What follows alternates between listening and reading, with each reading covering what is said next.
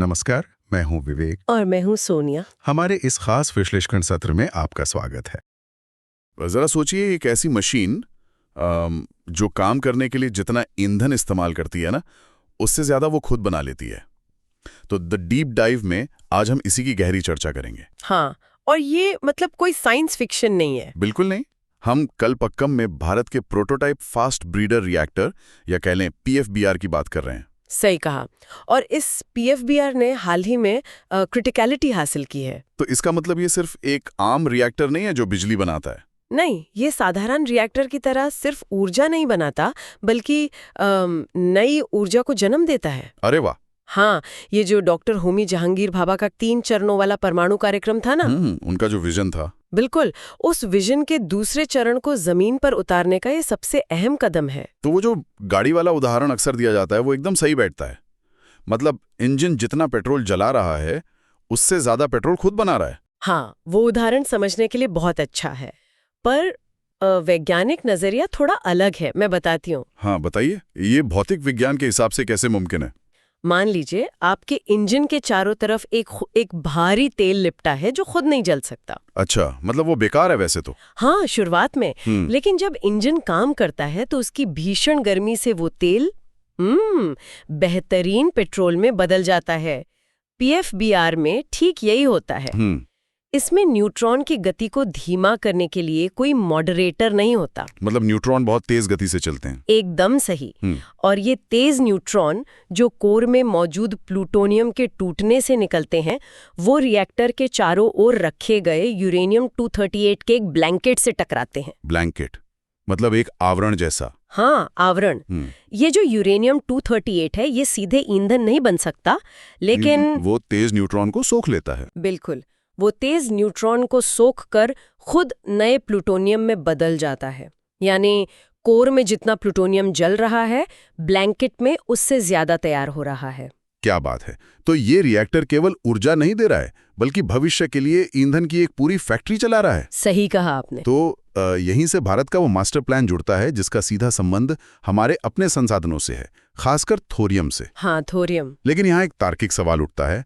अगर हमारे पास केरल में और पूर्वी तटों की रेत में थोरियम का इतना विशाल भंडार है, दुनिया का सबसे बड़ा भंडार है, हाँ, तो हम सीधे उसी को रिएक्टर में डालकर बिजली क्यों नहीं बना लेते? ये बीच के फास्ट ब्रीडर रिएक्टर वाले चरण की क्या जरूरत पड़ी? बहुत अच्छा सवाल है। ऐसा इसलिए क्योंकि थोरियम प्राकृतिक रूप से फिसाइल नहीं है, वो फर्टाइल है। फिसाइल नहीं है इसका मतलब वो खुद नहीं जल सकता? हाँ, थोरियम में अपने आप चेन रिएक्शन शुरू नहीं हो सकती, उसे पहले एक विखंडनीय पदार्थ में बदलना पड़ता है। और पीएफबीआर इसी काम के लिए एक तकनीकी पुल है। अच्छा, तो ये एक ब्रिज की तरह काम कर रहा है। बिल्कुल। अभी हम यूरेनियम 238 का ब्लैंकेट इस्तेमाल कर रहे हैं, लेकिन आगे चलकर हमारा लक्ष्य इस ब्लैंकेट में थोरियम को रखना है। और फिर वो तेज न्यूट्रॉन उस थोरियम को बदल देंगे। हाँ, वो उसे यूरेनियम 233 में बदल देंगे, और ये यूरेनियम 233 वो चमत्कारिक ईंधन होगा जो हमारे परमाणु कार्यक्रम का तीसरा चरण चलाएगा। मतलब ये इतनी जटिल तकनीक है कि फिलहाल रूस के अलावा केवल भारत ही इसे इतने बड़े स्तर पर करने के करीब है। हाँ, व्यावसायिक स्तर पर हम बहुत आगे हैं। पर मैं सोच रहा था, अगर हम 2047 तक 100 गीगावाट परमाणु ऊर्जा क्षमता का विजन देख रहे हैं, तो क्या कलपक्कम का ये अकेला रिएक्टर उस बड़े अंतर को पाट सकता है? हाँ, नहीं, ये अकेला रिएक्टर 100 गीगावाट तो नहीं बनाएगा। वही, जो तो बहुत छोटी क्षमता है उसके मुकाबले। हाँ, लेकिन ये उस लक्ष्य की चाबी जरूर है। ये 500 मेगावाट का रिएक्टर एक तरह का प्रूफ ऑफ कॉन्सेप्ट है, जो ये साबित करता है कि ये तकनीक सच में काम करती है। एग्जैक्टली। ये साबित करता है कि क्लोज्ड फ्यूल साइकिल व्यावसायिक रूप से पूरी तरह काम कर सकता है। जब हम इस मॉडल को बड़े पैमाने पर दोहराएंगे तो थोरियम को बदलने की पूरी एक श्रृंखला तैयार हो जाएगी। और इसका आर्थिक प्रभाव तो बहुत विशाल होगा। बहुत ज्यादा। एक बार जब हम अपने ही थोरियम को ईंधन में बदलने लगे तो विदेशी यूरेनियम के महंगे आयात की कोई जरूरत नहीं रहेगी। ऊर्जा में पूरी तरह आत्मनिर्भर। बिल्कुल।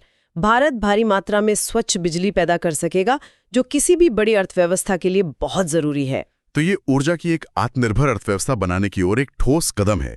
लेकिन ये हमें एक बहुत ही दिलचस्प भू राजनीतिक सवाल पर छोड़ जाता है। वो कैसे? मतलब आज भारत एक वैश्विक परमाणु एकाधिकार तोड़ रहा है, पर जब हम अपनी असीमित ऊर्जा खुद बनाने लगेंगे तो दुनिया के वो देश जो यूरेनियम के निर्यात पर अपना दबदबा रखते हैं, हाँ, उनका तो नुकसान है। बिल्कुल, वो अपने एक सबसे बड़े भावी ग्राहक को हमेशा के लिए खो देंगे।